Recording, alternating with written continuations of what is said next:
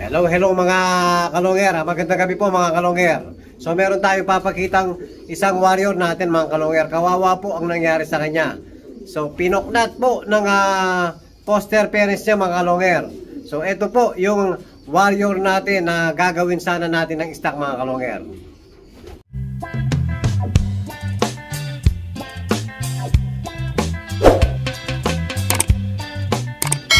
Hello, hello mga kalonger.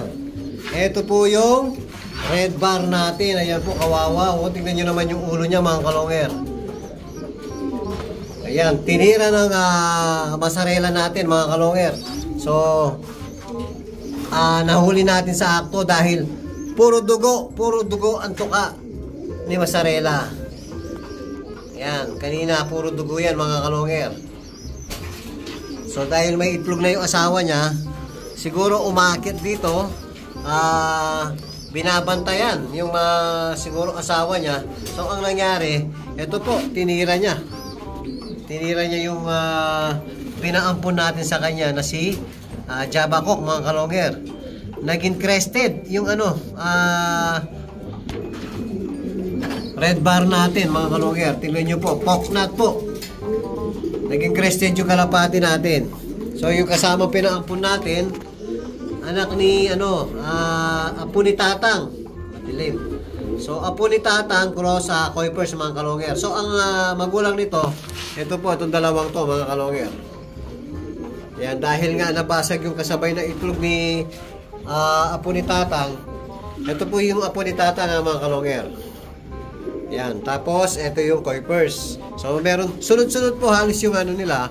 Yung unang clutch, yun nga, nabasag yung itlog, pinalilim natin. Yung pangalawang clutch, nabasag din yung itlog na isa. Tapos, pinalimlim natin. Ito po yun, mga kalonger. Yung isa, andun sa kabilang breederan natin.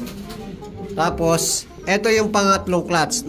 Napakabilis dumami ng mga anak ni apo ni Tatang, mga kalonger. Ayan, parehas checkered. Ito naka club ring po na BBC. BBC yung 2 million superset mga kalonger. So next year pa po yun. So ngayon pa lang tayo nag-uumpisang mag-breed.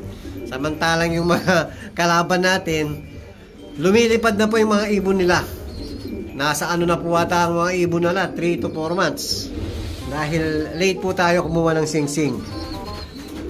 Ayan, pag binaba natin to mga kalonger, sigurado iitlog na naman si Kuipers. So ngayon lang natin sinet si after mahigit 2 years po, ngayon lang natin sinet si apo ni Tatang mga kalonger.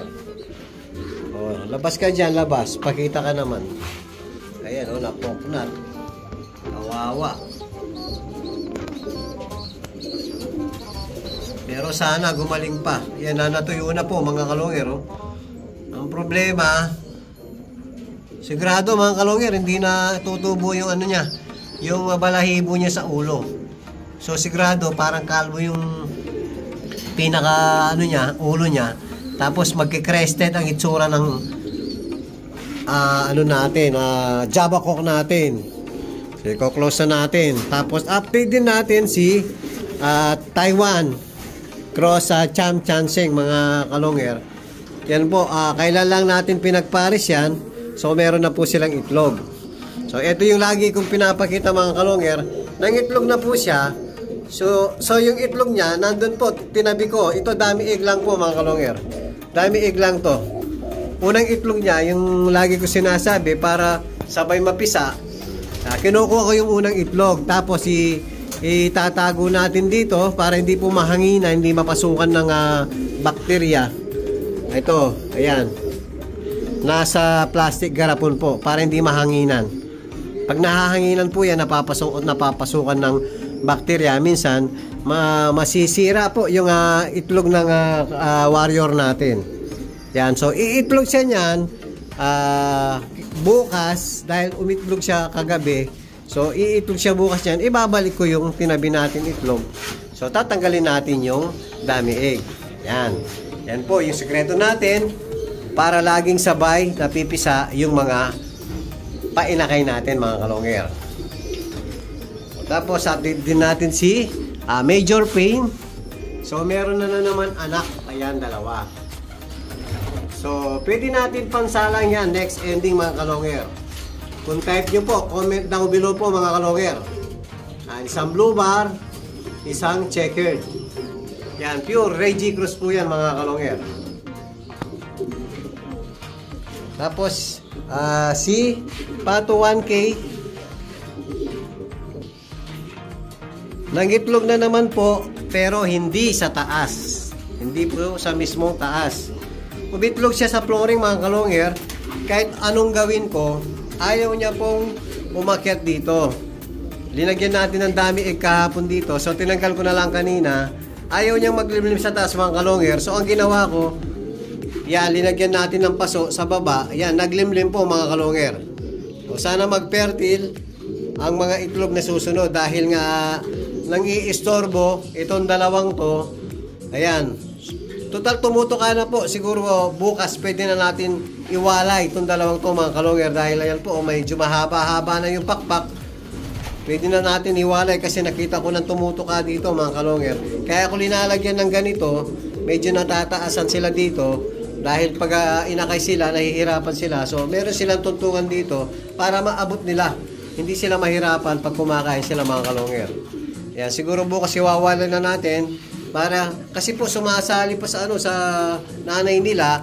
So minsan naapakan, nadudumihan, baka masira po yung itlog ni Pato 1K, mga kalonger. So kailangan iwalay na natin bukas to. After undas, mga kalonger, magwawalay na tayo ng mga inakay. Yan, tapos pipili tayo ng susunod natin papalaro dahil November 3 pa pala yung natin. Yung raffle natin, yung date ng raffle natin.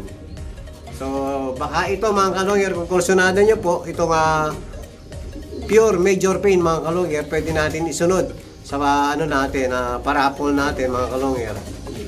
Tapos, iwawalay na rin natin yung pinaampun natin, anak ni Masarela, kay Dagul. Ito rin po, mga kalonger, hindi rin nang itlog sa taas. So, nang itlog sa flooring, pinagbigyan natin din, kagaya ni Pato 1K, binigyan natin ng paso, ayan, naglimlim siya, mga kalonger.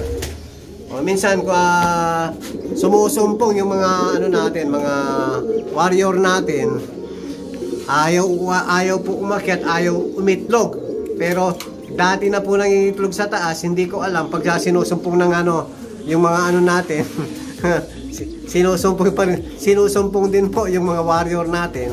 Ayan, sa baba. So, pinagbibigyan natin para lang maglimlim ng normal.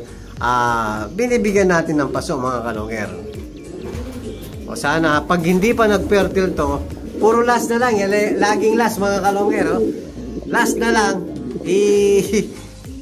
Natin. I-break na natin. Pero, pag walang nakasabay, isa pa. Bibigyan natin chance uli kung mag-fertile. Pag hindi nag-fertile, so pwede natin ilipat yung itlog ni Pato.